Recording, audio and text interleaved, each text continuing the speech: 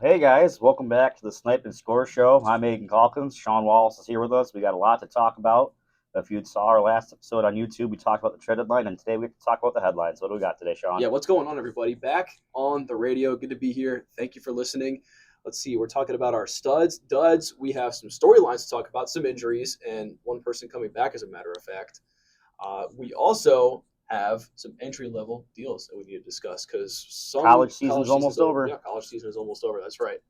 What's on tap first? Do you want to start with our studs? We're going to start with our studs, and we're going to start with Sabres on the warpath, We need a man. bumper for that. We're going to create a bumper for that. We're going to We get a absolutely need that. bumper. It's been an unbelievable run these Sabres have been on since November, coming into their 10-game winning streak, going on their West Coast, or their Western Canada trip, excuse me. They were 11, 14, and 3. And bottom of the NHL. Since then, they've won on a 31-6 and I believe 2 run to go not only first place in the Atlantic Division, but tied for first place in the entire Eastern Conference. Yeah, nuts. It really is nuts. I'm really happy for you. Really, I am. I mean, so many years of misery, and I was just telling Aiden. So I am a Capitals fan. One thing that I don't necessarily love about Washington is, I think compared to a lot of other fan bases, we don't have a lot of people show up to games. I mean, just the arena is not as electric as when I go down to Buffalo, who's been suffering for a decade and a half, and the Capitals have had nothing but success. And I go to KeyBank and I see everyone up in arms over literally everything. I mean, it's truly an unbelievable environment, and I cannot wait to see what KeyBank is like in the postseason. I know you can't either. I can't wait. And I don't know if you saw or not, last night they defeated the Vegas Golden Knights 2 nothing. Ukko-Pekka Luukkonen with the shutout. They played a fantastic game for them. They were loud. It sounded like a home game for the Sabres when they would score in Vegas. So not only are they taking over home games again and packing the barn, they're going to opposing fan bases' homes now and making it sound like home games. Do you think they should have won that game last night? Yes. I think they should have. Yes. I've heard a lot of people. I didn't watch the game, but I heard a lot of people saying that they got a little lucky. They got a little lucky. Well, score. That's all I got to say to Vegas fans. Scoreboard? Yeah. Score. Good point. Luukkonen played a fantastic game. He had saved just under 4 goals expected, which obviously is a great night. But for Vegas, they had opportunities. They didn't score on them, and they're stumbling because now they're second or third. No, I think they're third in the Pacific now because Let's check. I have they are third in the Pacific now Yep, they're third in because the Pacific. They're a point behind Edmonton. Edmonton jumped them, and the they're tied for Anaheim first spot. Ducks, who, if you go back and watch our predictions video, we perfectly called were going to be good this year. I didn't think they'd be this good. They are fantastic Yep. right now. We did say they're going to be a sneaky team, maybe a wild card, but I didn't think they'd be first in the Pacific. But yeah, late in the season. with Buffalo, they're getting a lot of contributions from their forward core. Norris being healthy has been fantastic. Doan having a career year like we all thought would be the biggest piece of the JJ Peterka trade. Jack Quinn has found his scoring groove somehow. He's on pace and setting career highs so far. And Tage Thompson and his usual. But the big thing that's contributing to it is great team defense, which is what they're getting. Shout out Zach Metza, who has the most insane PDO metric right now. It's disgusting how high it is. You get a chance to go look it up. He's on pace to break the record since PDO was as a stat, which is absurd. But goaltending's been huge. Alex Lyon, biased or not, should be in conversations for the Vezina Trophy.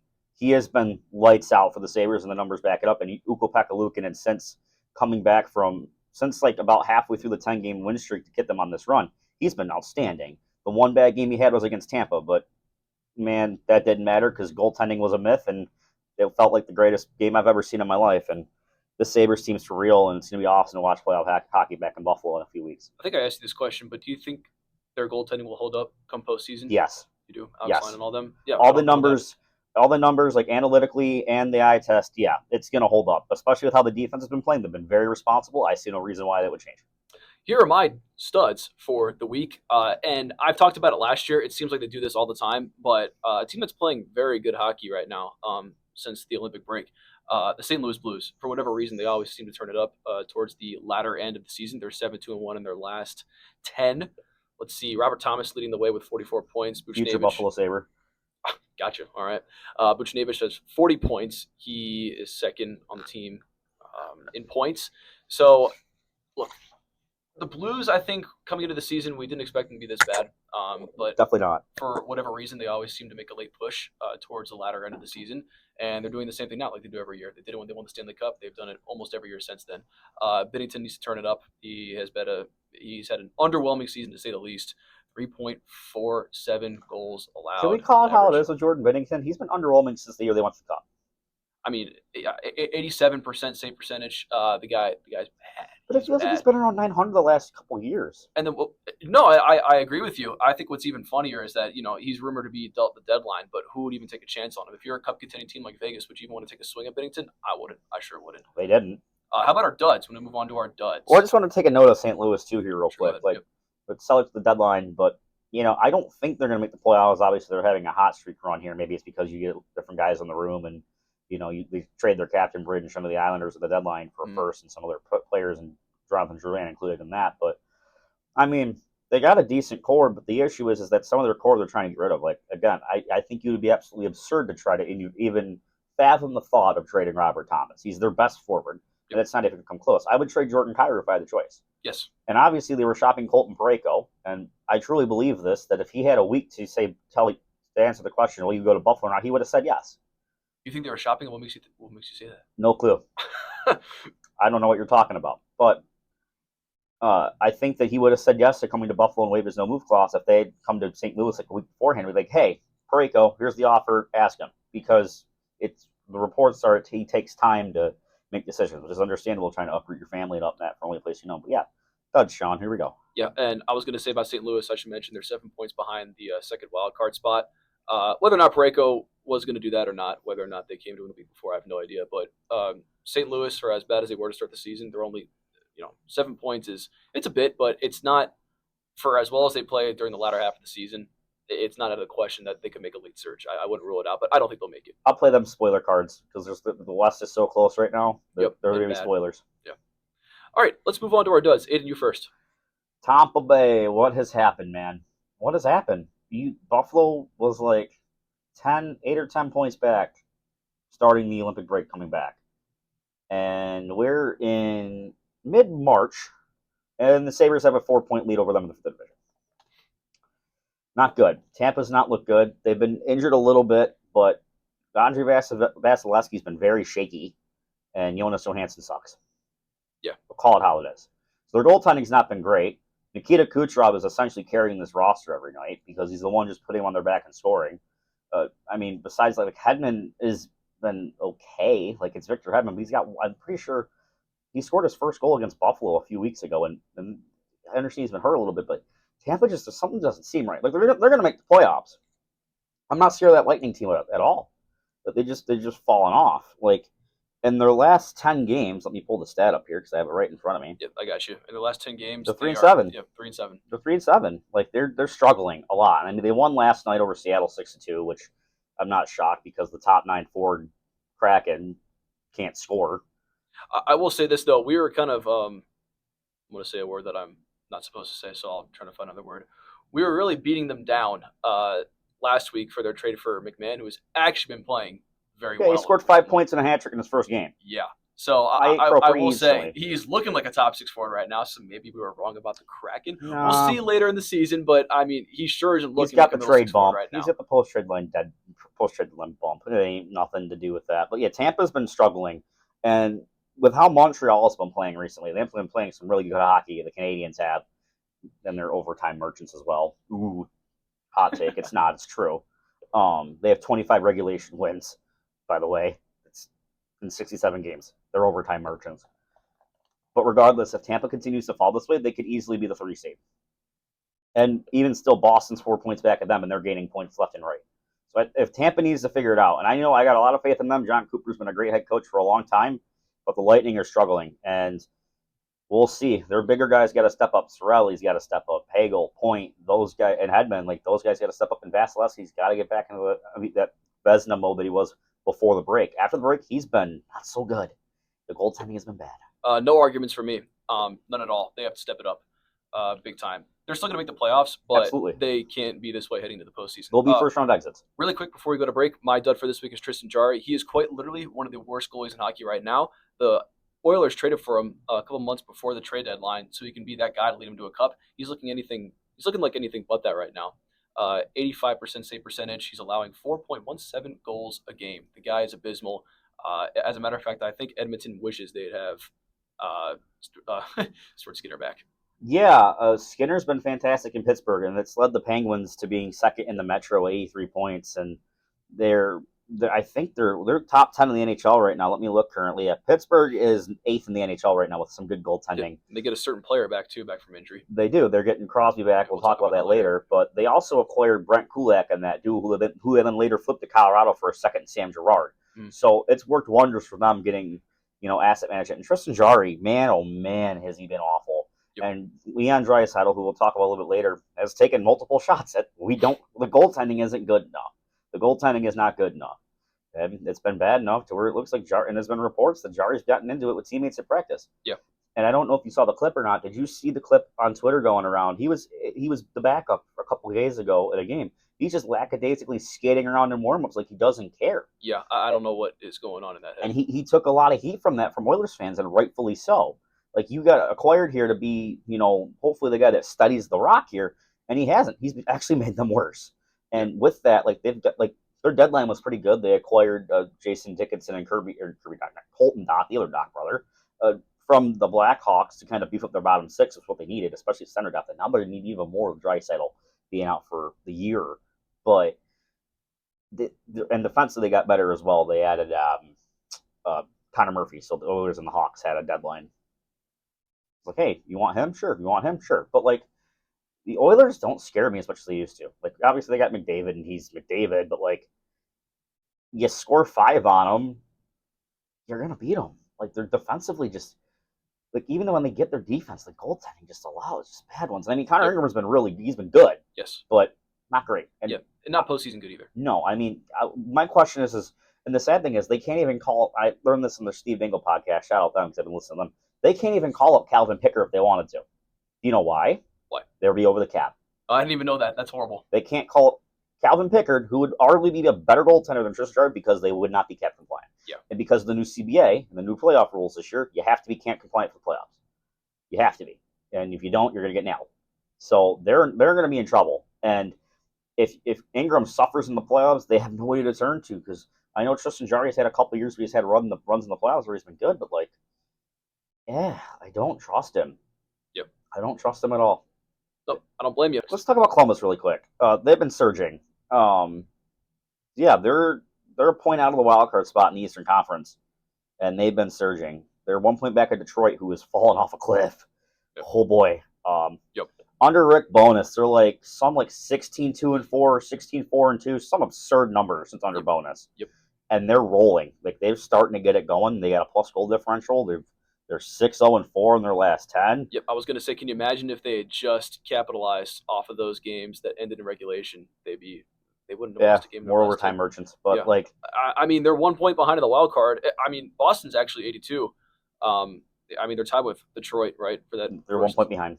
Boston and Detroit are tied. Right, and Columbus is 1 point behind Boston. Detroit. Yep, with a game in hand on both. Trying to say, sorry. With a game in hand on both. And not to mention, look, one more game and they're tied with New York, right? The third seed in the wild card, not the wild card, but for the Metro. Yeah, and Pittsburgh because of the same amount of points. They're on a roll. I would want to play this hot Columbus team in the postseason if I'm being honest. I love what they have. I love what they have with Rick Bowness. I think they're really turning it on. I love this team. I really do. I was hoping at the beginning of the season, which we kind of mentioned before, we were really hoping they make the postseason. They're kind of a sleeper team. And with the new head coach and new voice, they're a great hockey team. I'm happy to see them do this well. Yeah, the East Coast is scary, but we got some extensions to talk about, leading off with one of the bigger names that were going to be in free agency, but no longer. The Utah man with Nick Schmaltz agreed to an 8-year, $64 million extension, worth $8 million a year. He's got 59 points so far, or up until when the contract was signed, which was March 11th, and he's been fantastic. He's helped Utah, push for the playoffs in their second year as a franchise, and he's been great. I mean, it's a good contract for both teams, and for me, Nick Schmaltz, a 30-year-old, I mean, the term is a little long for me, but again, $8 million is gonna be nothing with the cap. He's gonna be fantastic. He's a nice veteran leader. He's a centerman, a very valuable position, especially the right-handed one, and he scored a lot of goals. And him and Clayton Keller, who's they're arguably their best player, have a lot of chemistry together. So that's a great deal for the Mammoth. And I'm hoping that with the Schmaltz extension, it kind of opens up the market for Alex Tuck now that we kind of have a comparable contract to what we would expect him to get in free agency, and to see if the Sabres can come into a number here soon.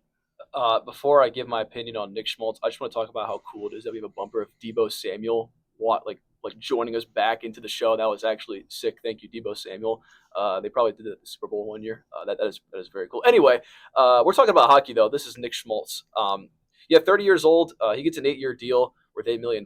I actually thought he got less than what he could have gotten. Oh, I 100% agree. Because this is actually good news for you, because if the Sabres do keep Alex Tuck, I think it's going to be for less than what you think. They're still rumored to be in the $10.5 million range, which is a little bit expensive for my taste. Yeah, I would say, and that's probably the case, I think this one definitely helps your case. Oh, I agree. Last month, I think people were even saying if he hits the market, get it $11 million or $12 million a year. I don't think you will how the market is. Yeah, Schmaltz has 24 goals, 36 assists, 60 points, plus 21 in 68 games for Utah. Just trails Clayton Keller by 5 points for the team lead in that aspect. He's been fantastic. Yep, yes. He's helped lead this Mammoth team, like I mentioned, into a playoff spot right now. They are currently the first wild card in the Western Conference, 76 points, 5 above the line, which is tied between Seattle and Los Angeles. So good deal for the Mammoth and good deal for Nick Schmaltz. He's earned it. He deserves his nice contract.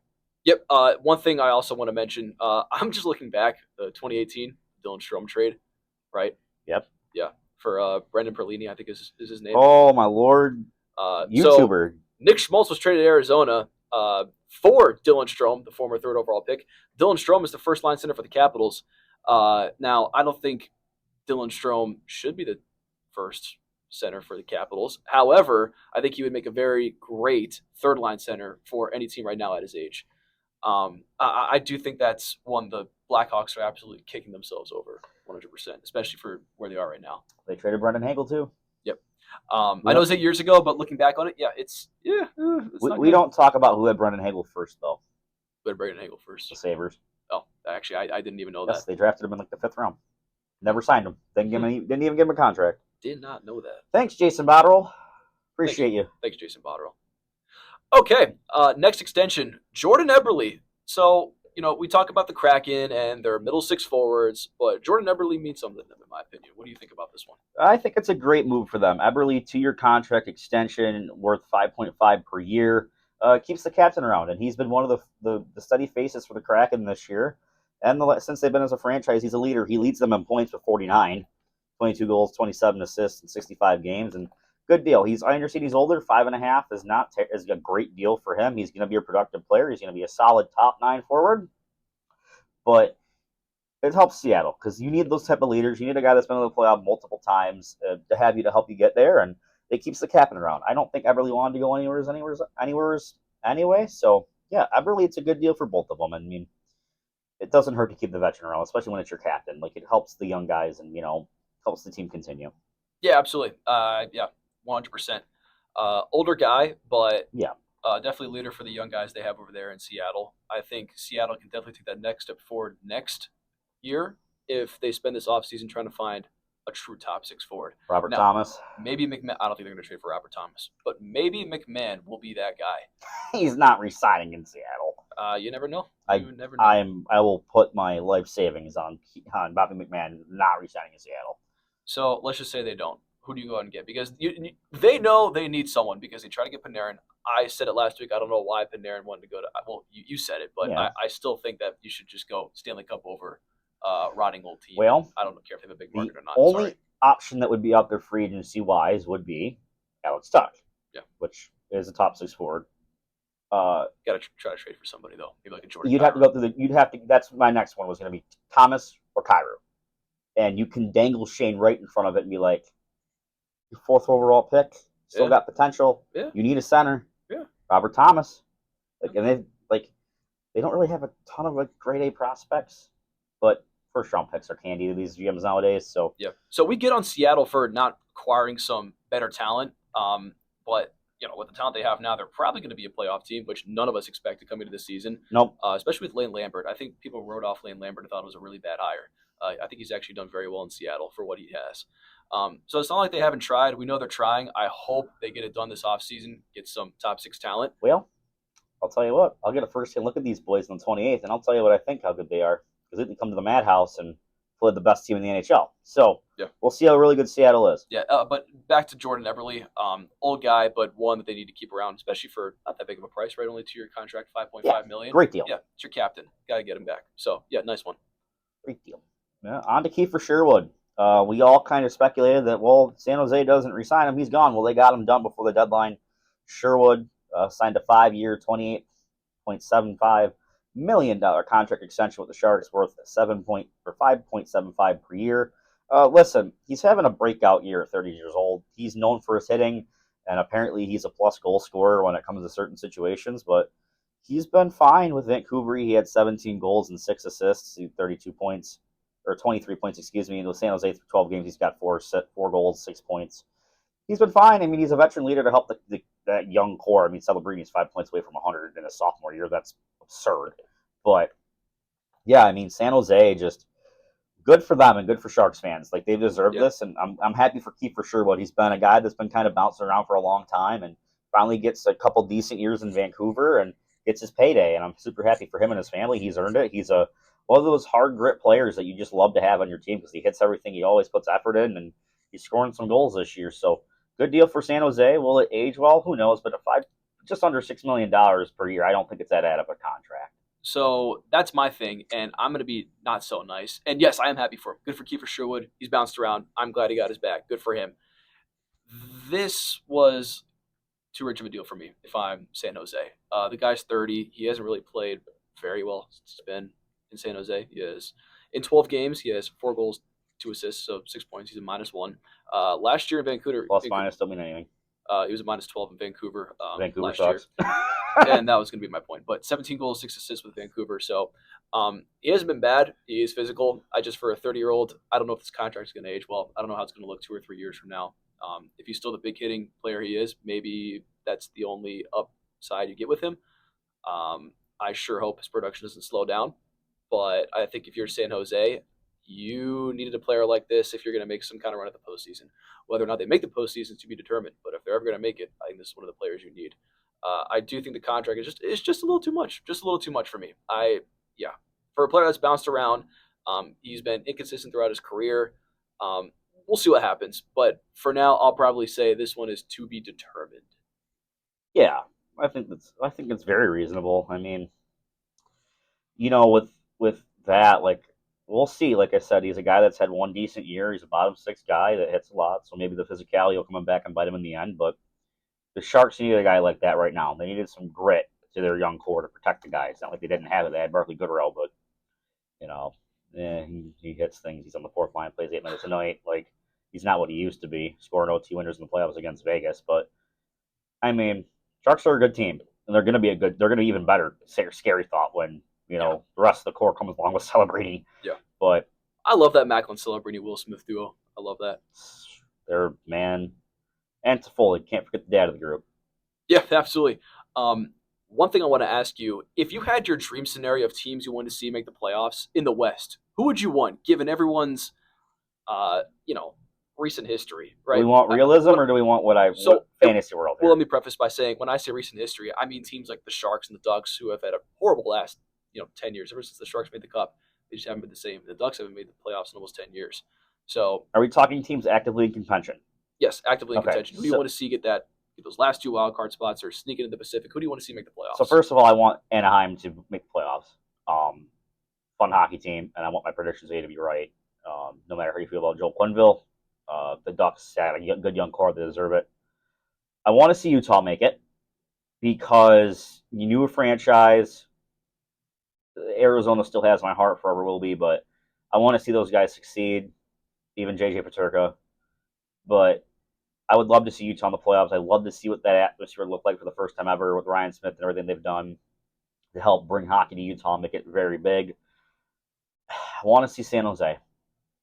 The Shark Tank, after suffering the last few years and having the end of that core with Carlson and Couture and Vlasic and like just those guys that have kind of held on, and then seeing them all kind of get old and leave or retire and you kind of go to the young guys now, and they've been having some struggles, rebuilding, and now they out of nowhere the kids catch fire, and now they're able to possibly they bought the deadline, they're able to they bought and sold, but they have a chance to possibly make the playoffs here.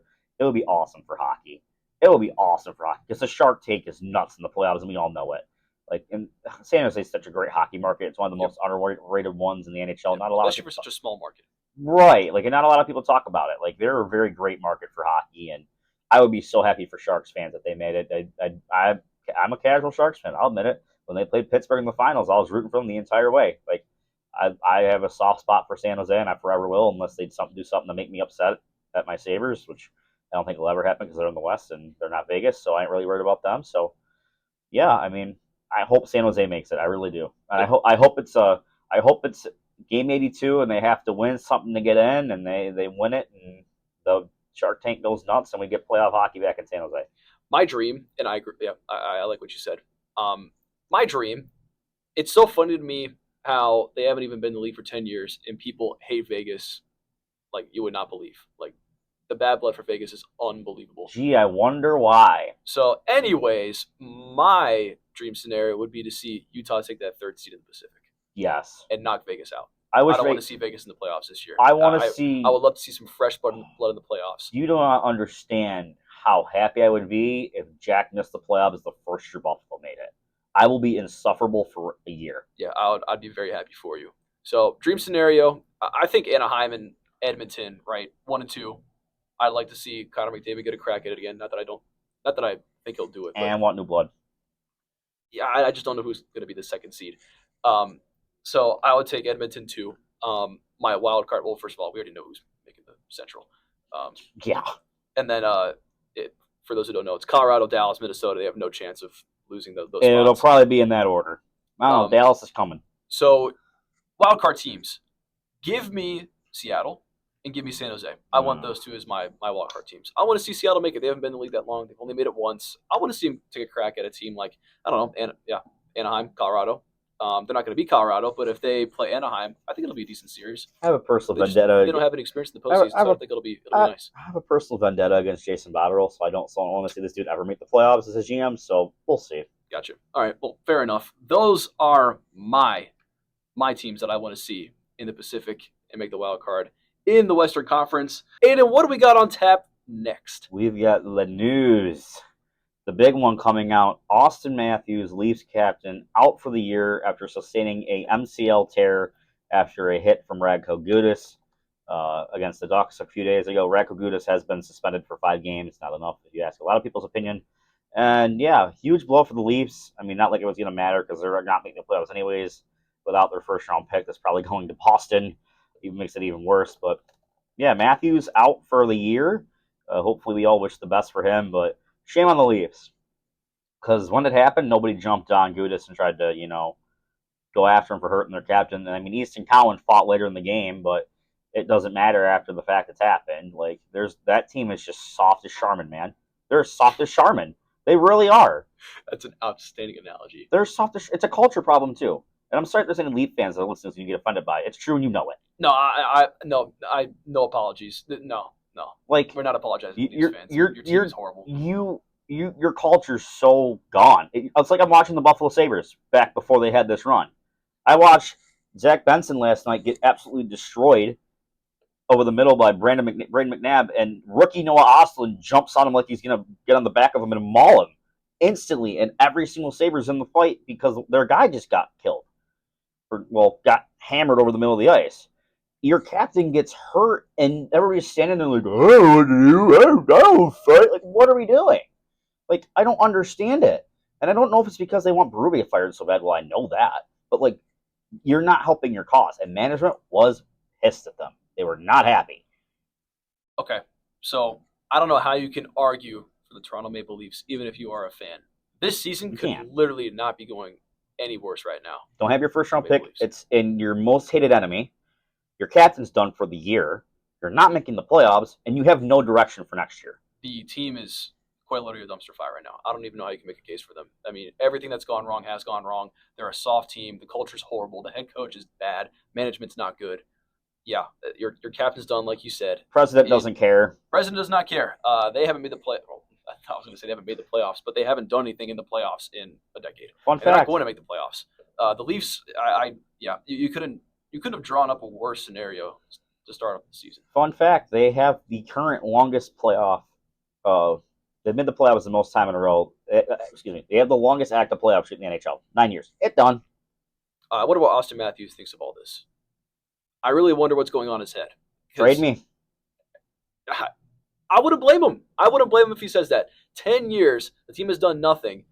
After what happened when he got hurt, first of all, I just want to say this. Radko Gudas. Garbage. I didn't even like him when he was in Washington. Garbage. The guy was bad. He wasn't good. I can't believe he's actually George Peros, too. Garbage. I can't believe he was actually doing well in Anaheim. The guy He's not. Ducks fans excuse my language, he's a prick. Radko Gudas is a prick. I can't stand that guy. He really is just the sad thing is that Ducks fans want him gone, and they were happy when he got suspended because the Ducks played a lot better when Gudas was out of the lineup. Ducks fans don't want him. He's garbage. His first couple years when he was there, I didn't think he was playing that bad because he was bad in Washington. He was not good in Washington. Even in Florida, I don't think he was that great. No. So he goes to Anaheim. They name him the captain. And he's just a little Radko Gudas, just garbage player, doing his own thing. Anyway, but we're talking about Austin Matthews. Just want to get that out of the way. Yeah, I really do wonder what he's thinking because he definitely can't feel good after he got hurt. Team doesn't really do anything. They're soft. They didn't care. Their captain, one of the best players in the NHL, just went down, and they're just kind of doing their own thing. Just kind of kicking their feet up. There wasn't really a sense of urgency when that happened. Yeah. The team is done. They're a lost cause. If I'm Matthews, I'm at a point where I sit there, I do my best. When I come back, I kick my feet up, wait for my contract to expire, and go somewhere else. I wouldn't blame him. I would not blame him. Truly would not blame him. I would be fed up. And it's ridiculous of how they treated him. And he gets so much hate in the media. It's not his fault that Craig Berube made him a defensive centerman when he scored 60 goals twice. He's a 2-time 60 goal scorer, and Craig Berube is utilizing him as a defensive centerman. I wish I could swear. That's absurd. And I'm not even a Leaf fan. I'm getting upset about it. Yeah, I would dump it if you want to curse. No, because it's the Toronto Maple Leafs. No, I'm not going to curse. They don't deserve that. It's not worth the words I'm going to waste on them. Good point. That being said, let's move on to someone else. There is another star. Hurt. Major injury. Yeah, he is hurt. We're talking about Leon Draisaitl.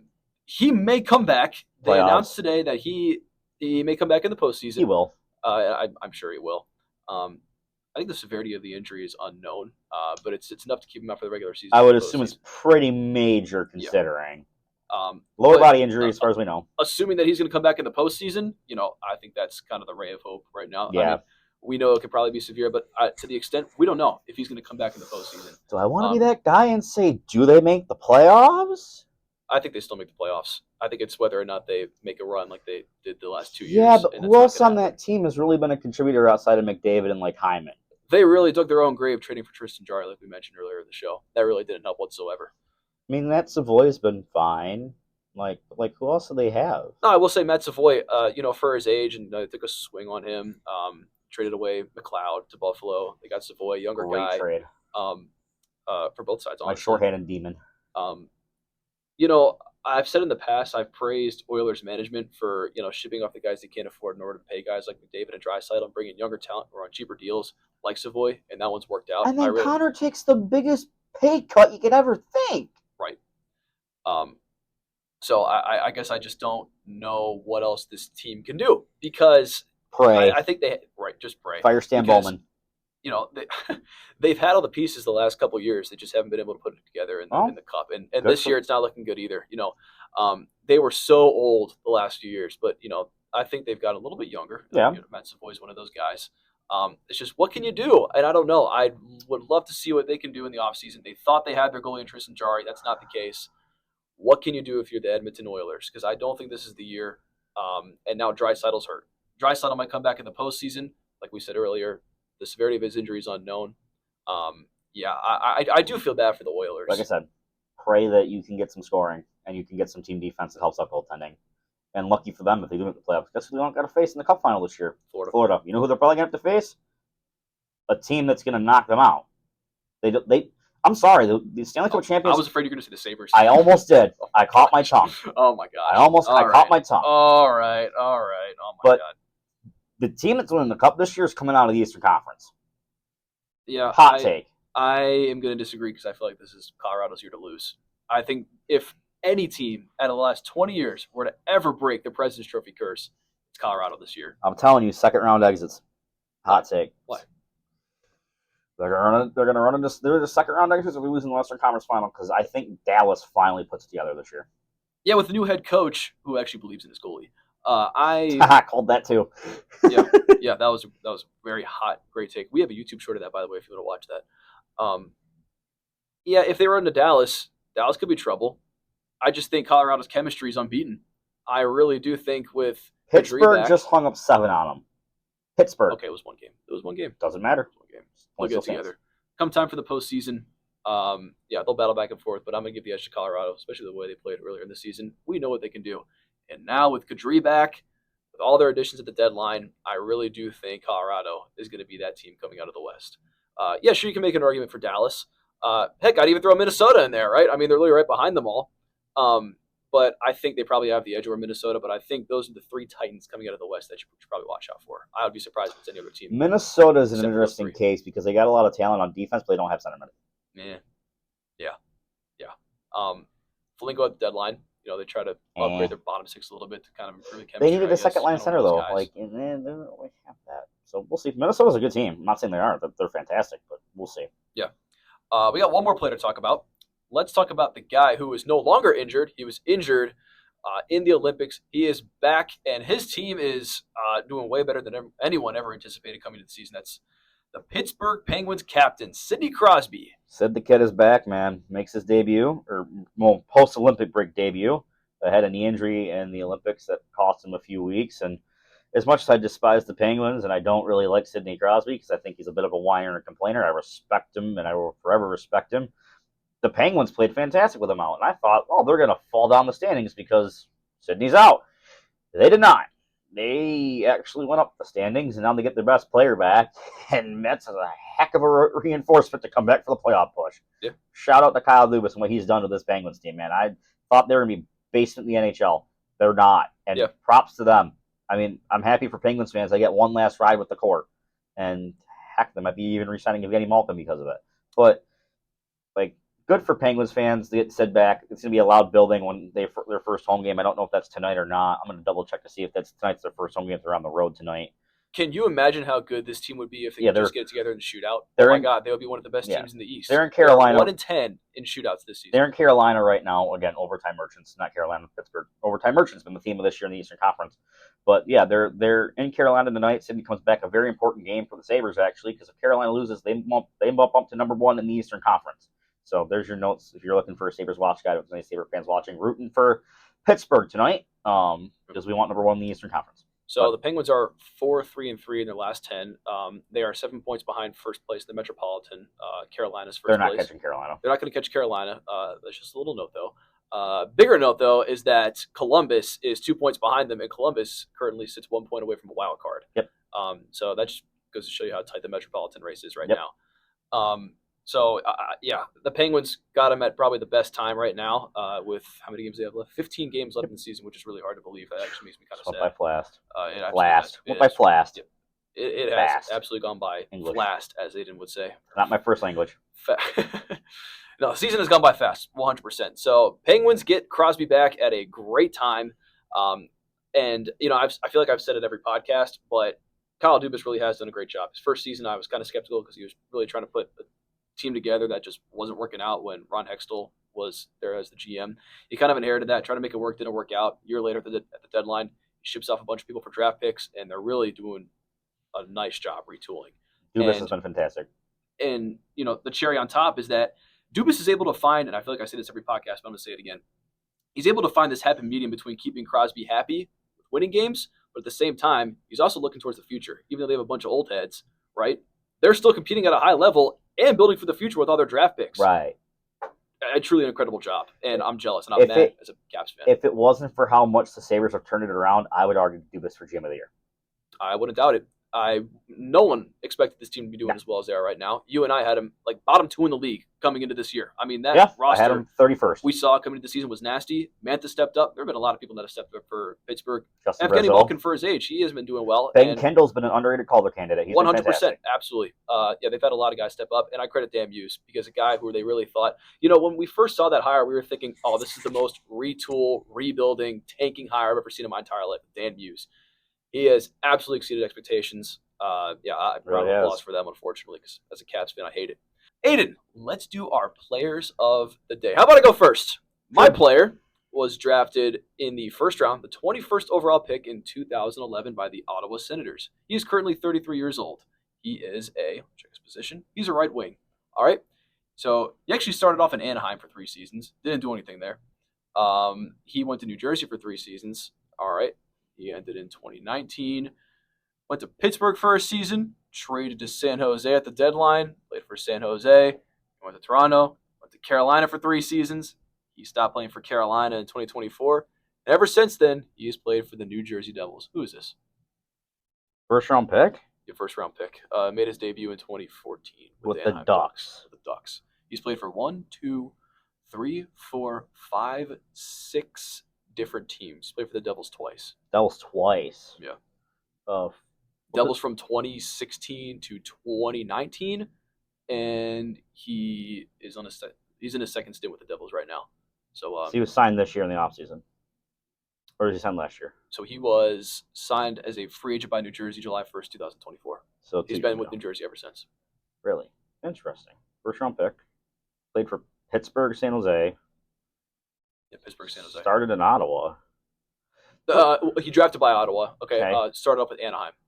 So went Anaheim to Jersey. Yep. And then from Jersey to Pittsburgh. That's correct. And then from Pittsburgh to San Jose. Yep, Pittsburgh to San Jose. San Jose to Toronto. Toronto to Carolina. Went to Toronto? Toronto at the deadline in 2021. Right wing. Right wing. He has played 38 games for the Devils this season. He has 3 goals, 4 assists, 7 points. He's a -12. Devils stink. Right wing.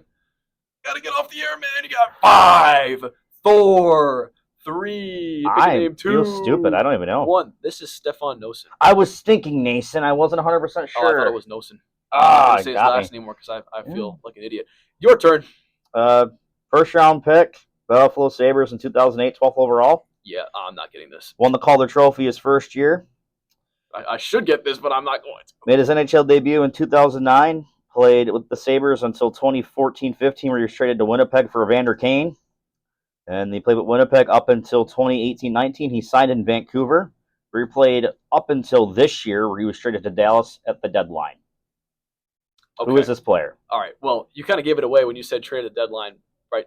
Dallas, right? Yes. This year? Yes. So it's Tyler Myers. Yes, it is. Oh, wow. Okay. I thought you said he retired. No, I said active player. Okay, because when we were talking about this before we started, and I could have sworn he said the player was retired. So I was very happy you said current player, because when you said, traded to Stars by Vancouver at the deadline. Oh, it's Tyler Myers. Wow, I can't believe I got it. Aiden, thank you for making that easy on me. Aiden's given me some very hard player of the day, so I was very happy to get an easy one today. Thank you very much. What do you know about Matt D'Agostini? Couldn't tell you. The last active NHL player to play on the last Sabres playoff team, Tyler Myers. Did not know that. Yeah, you learn something new every day. Anyway, guys, that'll do it for us. Thank you for listening to the Snipe and Score show. I'm Sean Wallace. I'm Aidan Calkins. And we will see you next week. Have a good night.